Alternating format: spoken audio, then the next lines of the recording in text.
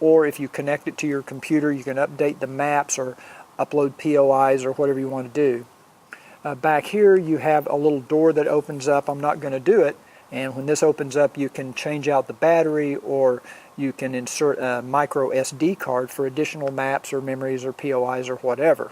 And then of course here you have a power button, primarily for use if you're using it powered by the battery. If you have the Zumo in the cradle, it will power up automatically. And it's very easy to put back into the cradle, and this cradle actually comes with the Zumo 595 with a wire harness that you connect to your motorcycle. You basically just set it in here, clip it in, and it locks in place, and of course it detects that there is power and it will start up. Now it brings up some warning screens that you have to agree to, but if you don't click anything within a few seconds, it will just skip past these screens. And then it brings up the map. Of course, if you click the little return button, you can go to where to, view map, settings, volume, apps. Now here's the apps that are built into the system, and you can see there's quite a few. If I scroll down, you can see even more. But basically, this is some of the stuff that the 595 offers that you don't get on the 395 or 396 model. One of the coolest apps is the Live Track.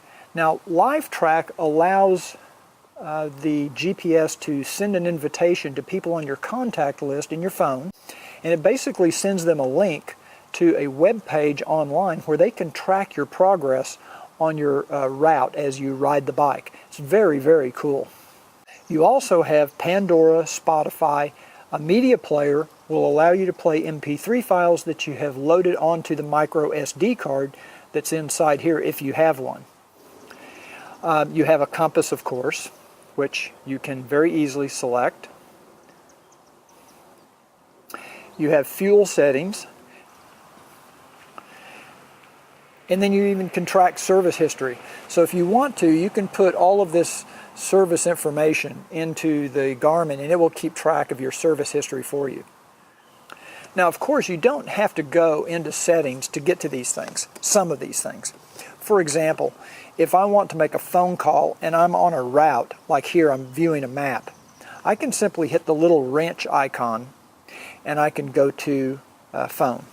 And it will bring this up. It will show me a list of names that I can call, and or I can just dial directly.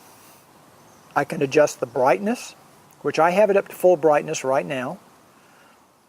I can also start or stop a live track session. So there's several things you can do from this little tool menu right here.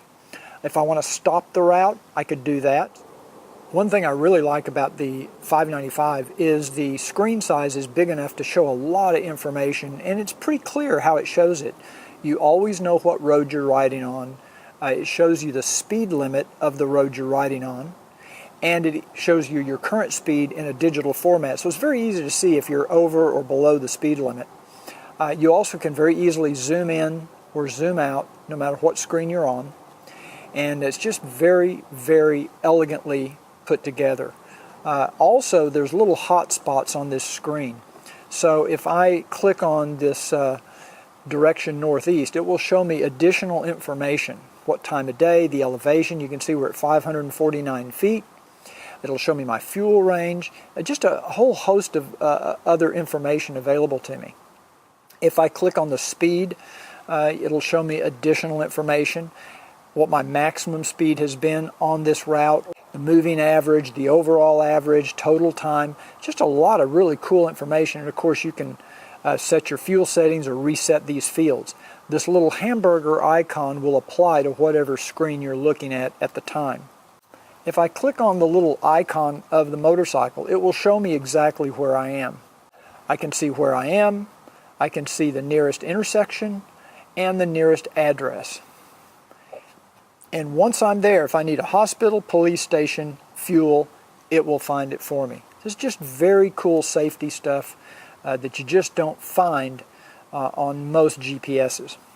But one thing that's really cool is if you're riding on a route and you have a waypoint that you're coming up on, like let's say you want to make a stop at a gas station and you built that into your route, but you decide for whatever reason to skip that waypoint, you don't want to stop there, the Honda GPS will continually tell you to make a U-turn to go back to that waypoint. No matter how far you go past it, it will just continue to annoy you with reminders to make a U-turn and go back to that waypoint. The Garmin system will do the same thing. It will remind you once or twice to go back to that waypoint, but then it will bring up a screen that allows you to skip the waypoint. And that's a very, very nice feature. So it lets you to move on down the road and not be annoyed by these little reminders to make U-turns. It also will alert you on the screen and audibly, if you select that option, of railroad crossings that are coming up, school zones that are coming up.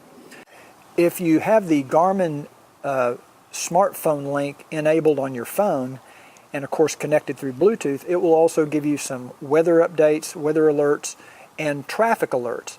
It's very nice, and that's all built in. Now, the only criticism I have of this 595 LM, if I have a criticism, it's that the screen is not quite bright enough compared to the screen that's on the Honda Goldwing GPS built in. That's a beautiful screen, but it gives you no information. That's the only real negative I can think of on the Zumo 595. But you can still see it. I can still use it, no problem. It's just, I wish it were brighter. If you're enjoying my review of this Garmin 595 LM, please take a second to click that subscribe button down below. And if you click on the little bell icon, YouTube will notify you the next time I post a review, or a how-to video, or even a moto vlog. Thanks again for watching Cruiseman's Garage YouTube channel. The Zumo 595 has both daytime and nighttime screens, and they change automatically based on the amount of ambient light in the area. The nighttime screens make it much easier on your eyes to see after dark, whereas the daytime screens are much brighter. The 595 can handle multiple routes, and these can be created using Garmin Basecamp, or you can create the routes within the unit itself. Each route can have its own name and any number of custom waypoints. It's very easy to rearrange the waypoints or delete them or add new ones. The 595 touchscreen is very responsive, even when wearing motorcycle gloves. So you can see here I just tap and it will very easily go to the various functions here. It's just very, very responsive. I'm basically just using this little tip of my glove to touch things, and it goes right where I want it to. And you look at that, you just barely touch it. So when you're going down the road, you don't need to spend a lot of time mashing on the screen to get it to work. You just tap it and it responds. You don't have the limitation of waypoints with this GPS that you have on the Honda GPS. And when you approach a waypoint, it says in your helmet, in your Bluetooth headset, it will say the name of the waypoint that you've given it. You can easily create custom trips using the Trip Planner app in the GPS. Just select Create Trip and then select a start location. And you can do this using categories like restaurants or lodging, or even your home address. And then add any number of waypoints along the way, and then eventually an ending destination. Okay, and I'm going to search for a restaurant called Chili Thai, a place I go to often. Now see here, I have to scroll over H-I-L-I, and as you add letters, you can see it gives you